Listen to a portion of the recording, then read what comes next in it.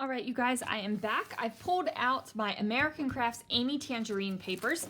Don't have a whole lot of them, so we're just gonna flip through them really quick, see what I have, and then make some things. So I do have this really awesome heart glitter paper. This is from 2019. I have Picnic in the Park. This has popsicles on it, and then just a tone pink on pink background. Now, I absolutely adore this paper from Late Afternoon with the bold color stripes on one side and then the teal on the dark kind of cobalt blue here. This is also Late Afternoon, this green on green floral, and then this green stripe, which kind of hurts my eyes, so I'm going to flip that back over. About a half sheet of Picnic in the Park with orange and florals. This heart Picnic in the Park paper with a yellow background. Another Late Afternoon with this realistic floral with drawings on top, and then this great diagonal stripe here. And then I have 2 sheets of this paper from Late Afternoon, which is kind of like a blurry photograph with hand-drawn flowers on one side and a teal ledger on the other. Then from Picnic in the Park, we have the rainbows and a polka dot on the back. Another rainbow. And then on the other side, kind of like this peachy color. Then I have Oh Happy Life, and this one just has this kind of frame on it, and then the back side is a camera print. This one is, I don't remember the collection, but it's got these fun circles on one side, and then kind of like this, radiating out circle pattern here. And then I have On a Whim, and this is a big, bold floral pattern, and then a black and white kind of soft diagonal stripe. So it's not as harsh. They're just tilted a little bit.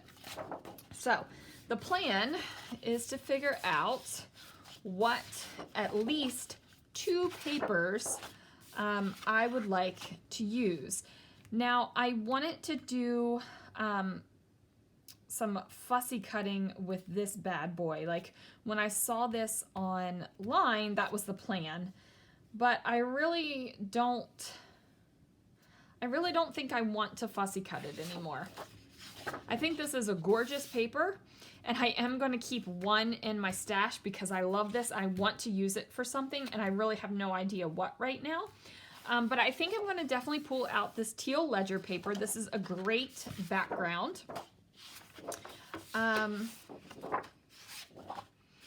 These hearts.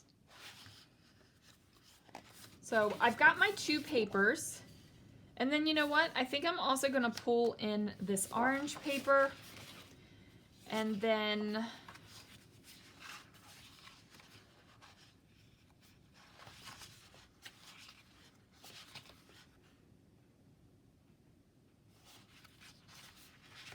I think that's going to be it. Okay, so I've met my criteria. I've got 2 sheets of paper, and then I also have this half sheet. So I've got 2.5 sheets of paper from American Crafts Amy Tangerine.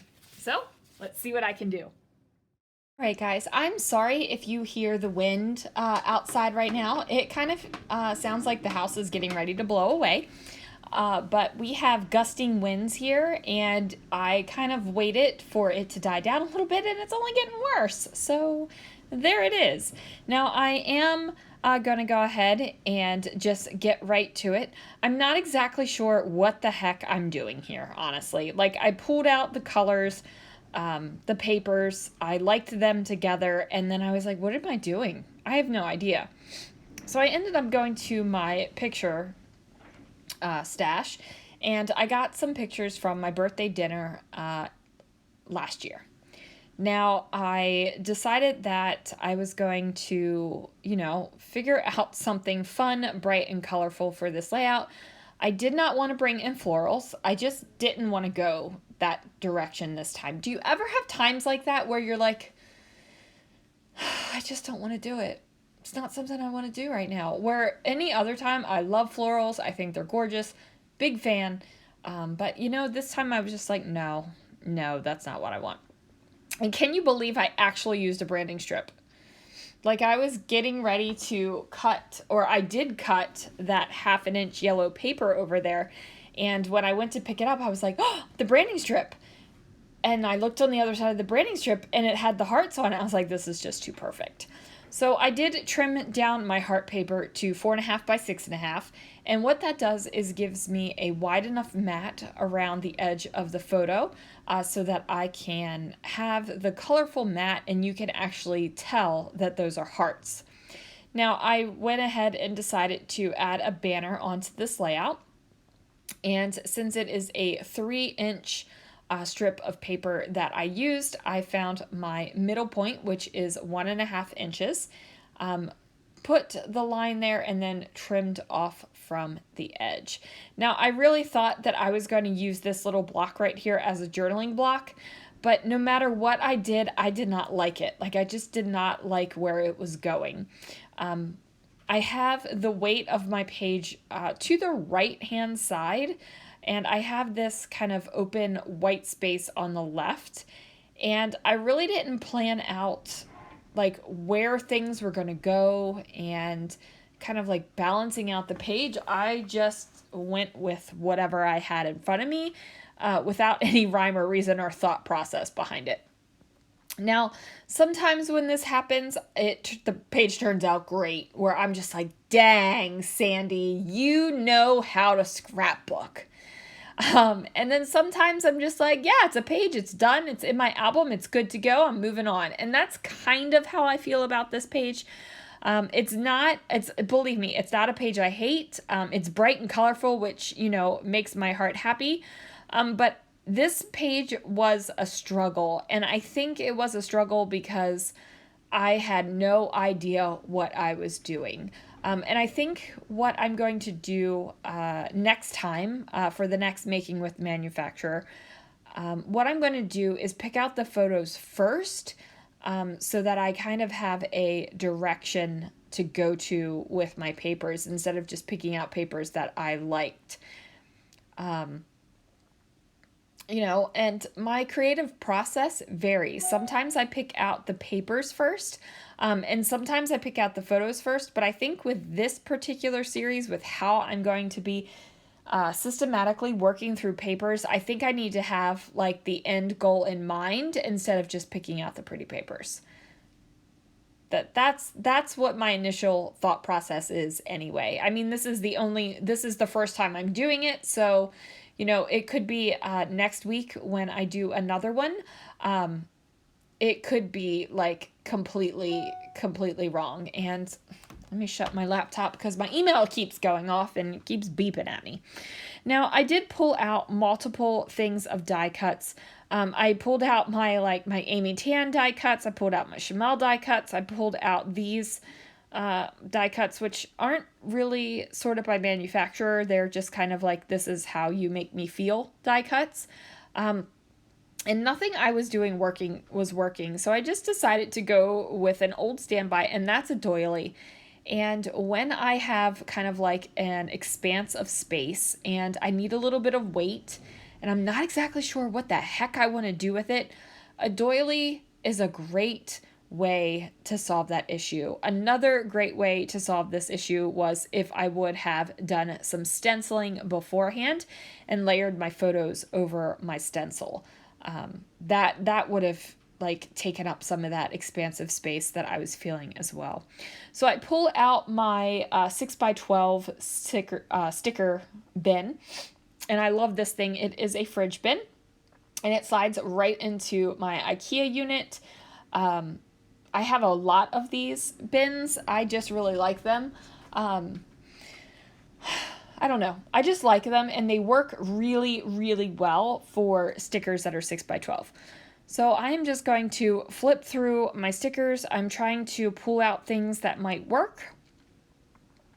I pull out, of course, some Amy Tangerine stickers. I'm pulling out the rest of the American Crafts stickers. And, I'm just pulling out things. I'm like, what can I do? What can I do? I am so struggling right now to figure out how to finish embellishing this layout. I really have no flipping clue of what I am doing, you guys. So I find this thicker that says family. And then I had the one yellow heart that coordinated with it. And I'm pretty sure that was an Amy Tangerine thicker set as well. I pull out the couple chipboard hearts and pop those down.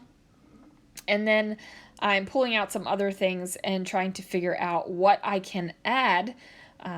Because you guys, like, I'm like, this layout needs more and I don't know what to put on it. And, you know, sometimes, you know, more is more, you guys, right? Like, sometimes you are just loading that layout up with all the stuff and you're in the zone and you are just like, yes, yes, yes, I am a scrapbooker. And then sometimes you get a few things on the page and you're like, you know what? Less is more this time, and I love this page. And then you have pages like this one.